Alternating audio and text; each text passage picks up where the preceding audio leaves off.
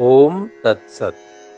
आज हम लोग श्रीमद् भगवद गीता के दूसरे अध्याय के 21 क्रमांक के श्लोक के ऊपर भगवान आदि शंकराचार्य जी ने लिखा हुआ भाष्य का दूसरा भाग देखेंगे। वेदा विनाशिनम नित्यम य एनमजमव्ययम् कथम स पुरुषः पार्थ कम घातयति हंतिकम। विद्वान ने सभी कर्मों का संन्यास करना अगर अभिप्रेत है तो यहाँ पर केवल हनन के बारे में ही क्यों कहा है, इसका उत्तर देते हैं। तू लेकिन हन्ते है हनन क्रिया का आक्षेप आक्षेप उदाहरण अर्थत्वेन उदाहरण के अर्थ से कथित कहा है। इसके ऊपर पूर्व पक्ष कहता है, विदुषः विद्वान के कर्म असंभवे कर्म के असंभव में कम हेतु विशेषम इस विशेष हेतु को पश्यन देखकर भगवान भगवान कथम सह पुरुषः कैसे वह पुरुष इति ऐसे माने कि इस वाक्य से कर्माणि कर्मों को आक्षिपति आक्षेपित करते हैं।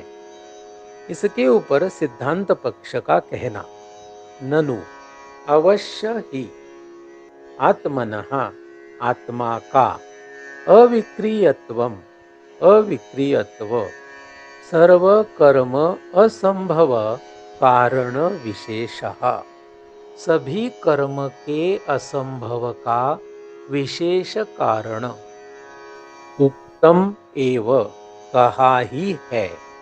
पूर्व पक्ष सत्यम सत्य उक्तः कहा है। तू लेकिन आत्मनः आत्मा के अविक्रियात अविक्रियत्व से विदुषः विद्वान के अन्यत्वात् अन्य होने से इति इस रीति से सह वह कारण विशेषः विशेष कारण न नहीं है ही उदाहरण स्वरूप अविक्रियम स्थाणुम अविक्रिय अचल स्तंभ को विदितवतः जानने वाले का कर्म कर्म न संभवती संभव नहीं होता इति न ऐसा नहीं है। चेत अगर ऐसे पूर्व पक्ष कहता है तो सिद्धांत पक्ष उसके ऊपर कहेंगे, विदुषः विद्वान के आत्मत्वात् आत्मरूप होने के कारण न ऐसा नहीं है। देह आदि संघातस्य देह आदि संघात की विद्वत्ता माने कि विद्वान होने का भाव न नहीं होती है। अतः इसलिए पारिशेषात फलस्वरूप होने के कारण विद्वान विद्वान असंहतः देहादि संघात से असंबद्ध असंलग्न अविक्रियः अविकारी आत्मा आत्मा है इति ऐसे तस्य विदुषः उस विद्वान के कर्म असंभवात कर्म के असंभव के कारण कथम सह पुरुषः कैसे वह पुरुष इति ऐसा आक्षेपः आक्षेप युक्तः योग्य है। यहाँ तक का श्री शंकर भाष्य एक नज़र में समझने की कोशिश करेंगे। विद्वान ने सभी कर्मों का संन्यास करना अगर अभिप्रेत है, तो यहाँ पर केवल हनन के बारे में ही क्यों कहा है, इसका उत्तर देते हैं। लेकिन हनन क्रिया का आक्षेप उदाहरण के अर्थ से कहा है। इसके ऊपर पूर्व पक्ष कहता है, विद्वान के कर्म के असंभव में इस विशेष हेतु को देखकर भगवान कैसे वह पुरुष ऐसे, माने कि इस वाक्य से कर्मों को आक्षेपित करते हैं। सिद्धांत पक्ष इसके ऊपर उत्तर देते हैं, अवश्य ही आत्मा का अविक्रियत्व सभी कर्म के असंभव का विशेष कारण कहा ही है। माने कि यहाँ पर उसका उत्तर जो है वह है अविक्रियत्व, यही विशेष कारण है। पूर्व पक्ष इसके ऊपर कहता है, सत्य है, ठीक है, लेकिन आत्मा के अविक्रियत्व से विद्वान के अन्य होने से, यानी कि आत्मा का अविक्रियत्व और विद्वान ये दोनों अन्य हैं, ये दोनों एक ही नहीं है। इस रीति से वह विशेष कारण नहीं है।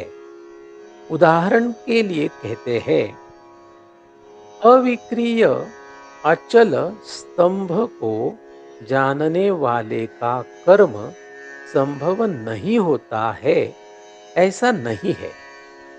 माने कि कोई पुरुष कोई अचल ऐसा स्तंभ देखेगा, वो अचल है, उसको ऐसा समझने के बाद भी उस व्यक्ति का कर्म का संभव नहीं होता, ऐसे कहना गलत है। उस अचल स्तंभ को देखकर उसके बाद वह पुरुष कर्म करता ही है। अगर ऐसे पूर्व पक्ष कहता है, तो सिद्धांत पक्ष इसके ऊपर उत्तर देते हैं, विद्वान के आत्मरूप होने के कारण ऐसा नहीं है। देह आदि संघात उसकी विद्वत्ता नहीं होती है, यानी कि देहादि का विद्वान होने का भाव नहीं होता है। इसलिए फलस्वरूप, माने कि आत्मरूप होने के कारण विद्वान देहादि संघात से असंबद्ध, माने कि असंलग्न अविकारी आत्मा है। ऐसे उस विद्वान के कर्म के असंभव के कारण कैसे वह पुरुष किसको मारे और कैसे किसको मरवाए, ऐसा आक्षेप योग्य है, ऐसा यहाँ पर कहा गया है। तो इस तरीके से यहाँ पर हम लोगों ने यह श्री शंकर भाष्य का अगला भाग समझने की कोशिश की। तो आज के लिए बस इतना ही। ओम तत्सत।